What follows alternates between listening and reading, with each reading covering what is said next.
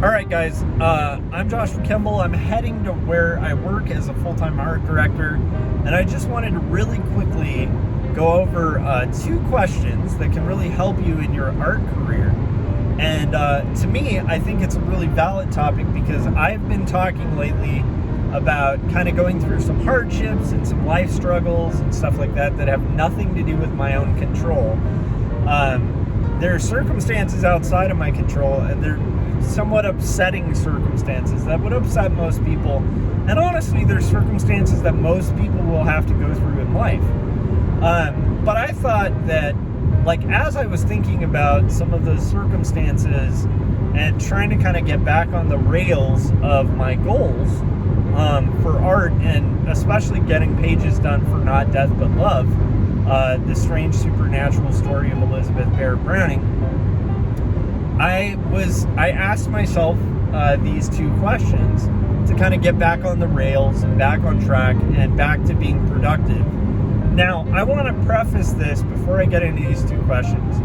I do not think that all of life is a productivity farm. Like, I don't think we as people are productivity farms where all we need to think about is being the most productive members of a capitalistic society. I think that has inherent flaws. I've talked about that. I think that sometimes, there are things that have higher value than like monetary value or career value in life. And I would encourage people to kind of explore those things that have more value and kind of come up with I think the most valuable thing that anyone can do in life is to think about like the philosophical underpinning that's going to be your calm in a storm. So like you want to have a solid philosophy that's going to basically back you up during difficult times, and something you truly believe, right? So that's my little hedged preface before getting into the two questions. So, what I think a lot of creatives should ask themselves are these two questions when they're thinking about their goals as artists. And this has helped me get publishing deals, it's helped me get clients, it's helped me to properly back plan a graphic novel, and it's helping me in the thick of the graphic novel that I'm trying to accomplish right now. There are two questions that are going to help you redirect and direct your energy towards where you're going to get the best bang for your buck. All right, so these are the two questions. Number one question is, what do you want? So what I'll do is I'll say a question, one of the questions, and then I'll give an example of how I'd apply it. And I'll use the case of Not Death But Love, the strange supernatural story of Elizabeth Barrett Browning, the graphic novel that I have to do 230 pages by April for. I should say I have about 199 left to do.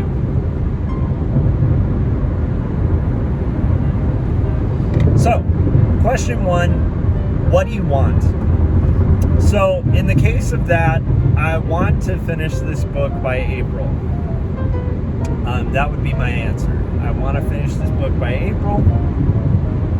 Now, there's a million follow-ups that can build out of that question. Like, if it's a deep struggle you're having in life or something like that, or it's a thing with impossible odds, you can start asking yourself why. That's a really good one.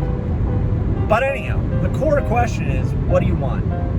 And you can get a lot out of that because it helps you direct. It's a good question, I think, because it helps you direct on a goal, like to think in goal-oriented ways, which I think is very productive. Like if you're trying to kind of pay off debt, if you're trying to get a client, if you're trying to get paid to do illustration or graphic design, all of these things are goals, and it's really helpful. I mean, there's a ton of studies on like people who are goal-oriented. I mean, there's a reason that's a question at job interviews that even art directors ask creatives, which is like, are you goal-oriented? And why would an employer care if you're goal oriented or not? Because goals and the ability to achieve goals has a lot to do with success, like in business and in art.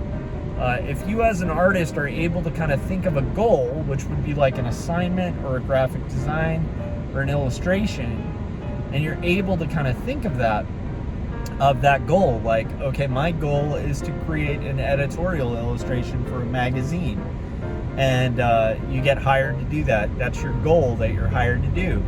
The fact that you're able to kind of think of a goal and then think of ways to achieve it is going to kind of dictate whether you're successful or not. If you can't even think of the goal, that's going to be a problem. So that's why I think that I'm just kind of explaining why I think that's a great question to ask yourself, especially if you're struggling or you're finding yourself having a really hard time, especially pursuing creative goals like personal projects or, work in illustration or graphic design. So question one, just to reiterate, is what do you want?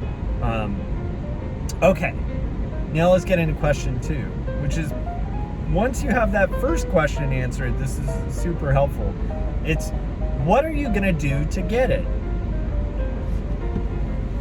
So, in the case of, not death but love, I would say hit deadlines on pages and carve away at the pages until the pages are complete. And I can keep digging into that to see objectively like how that is possible. So I can kind of dissect that and be like, well, how many months do I have left?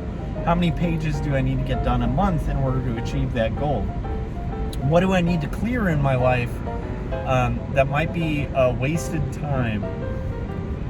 Are there like spots of my day that can kind of make way for that? Is there a task I'm currently doing that's kind of getting in the way of that? But overall, that second question is really helpful, where it's what are you going to do to get it? So what do you want and what are you going to do to get it? The reason these are great questions is like that second one of what are you going to do to get it puts the agency back on you in your life. So in a circumstance like what I've been going through in the last week or two, where there's just been some heavy stuff happening in my life that's very much outside of my control, what I love about these two questions is the first one reminds you of your goal. The second one reminds you of the fact that you have agency in your life. You may not always have the most agency in your life, but you always have a choice of some matter in how you're going to conduct yourself and what your next steps are going to be. And I love that second question of what are you going to do to get it, because that focuses, at least for me, it focuses my energy back on the things that I have control over in my life and allows me to sort of disregard or just set aside and not worry about the things that are completely out of my control. It's a very like old philosophy. It's kind of ties a little bit into like what the Stoics used to believe. And I'm not a Stoic, I'm a Christian, but I do think there's some value in many philosophies, and I think Stoicism definitely had some values, especially in a commercial market, when it comes to just business or art goals or things like that, where you're trying to achieve an ambitious goal. Stoicism is very helpful. So the main idea being, you can't really focus your energy on things that are outside of your control. Asking, what are you going to do to get what you want, is it's valuable, because again, these need to be actionable steps toward a goal, and actionable steps tend to actually get you closer to your goals than non-actionable steps. So that's the two questions that have really helped me kind of navigate the impossibility of doing a graphic novel, the ability to kind of level up in art. Most of the things that I've achieved, even if they're small things, regardless of circumstances or outer life stuff or like heavy things, like one of the things that's enabled me to do anything in art, and especially in writing, is just back planning with those two questions. So anyhow, not a really long post today. That was just something I was thinking about because I caught myself yesterday feeling a little overwhelmed with outer life circumstances, and I remembered those two questions and I asked myself them, and it did help my train get back on the rails a little bit, where I think life circumstances can kind of divert you from your path or your goal or your goals in life. And asking these questions every once in a while, what do you want and what are you going to do to get it, I think can be a really valuable way to start to back plan and achieve goals within your career. And I know Scott Circlin talks about extreme ownership a lot. Like he's been taking some leadership courses that kind of help him focus on ownership over the circumstances of your life. And I think that this would tie in tandem to a lot of what Scott's been talking about when he's talked about that on Artcasters. But I think that one of the reasons I really love those two questions is it helps you really target your goals and also target what you have control over within your life in order to kind of get a little closer to it. So if that's like finishing a graphic novel or building your art career, like if you were starting out as an illustrator, you could ask, what do I want? Well, I want to get a job doing professional illustration. What are you going to do to get it? So again, like that might lead to like, well, I'm going to send out query emails. I'm going to work on my portfolio. I'm going to, whatever it is you need to do, it's going to kind of help you target actionable goals, so that you can actually get a little bit closer to kind of achieving what you're wanting. So that's basically a little bit of advice that I got from a friend of mine who was a cartoonist in Portland. He one time was talking to me about having a therapist, and the helpfulness of having a therapist, and that his therapist would ask those two questions, and that helped him really get through a lot of like heavy stuff in his life, because again, it kind of retargets your focus on your goals and actionable steps to get there. So yeah, if you guys are out there and you're struggling and trying to kind of make it in art, or trying to like take on a really crazy project, or just struggling with anything in general, honestly, I'd encourage you guys, give it a shot. Ask yourself those two questions. What do you want and what are you going to do to get it? And let me know in the comment section if this is profound or if it's just like super obvious and everyone knows that.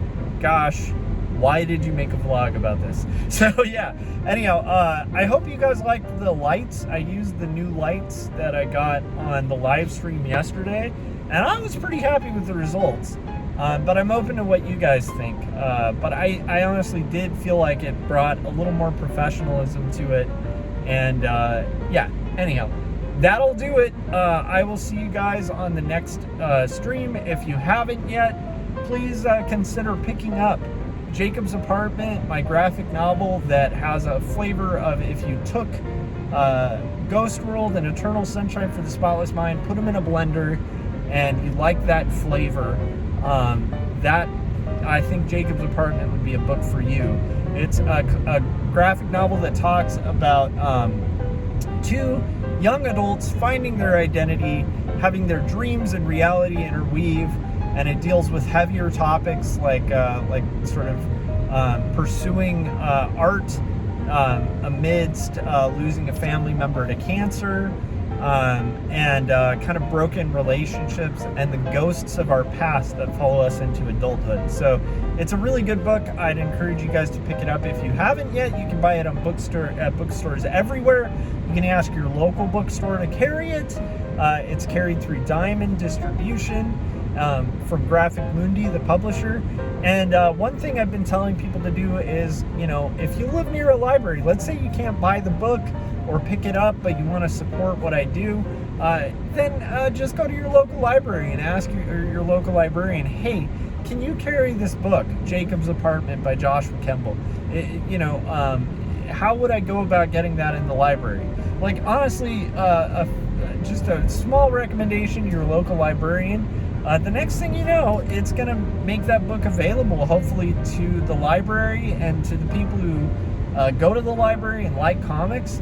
And that's just a really great way to kind of give back to the community and also support me as a cartoonist. So that's Jacob's Apartment. And then I'd also encourage you guys to pick up Two Stories, which is my autobiographical comic that talks about my journey dealing with manic depression, as well as caregiving for somebody with panic disorder, and growing up as a complete comic book geek amid being confronted with the hypocrisy of kids going to a Christian school and doing things like dressing up like Indiana Jones for an entire year before cosplay was a word. So that comic, Two Stories, Book 1, is available on Amazon, and I'd encourage you guys to also check that out and buy it. So yeah, that's basically it.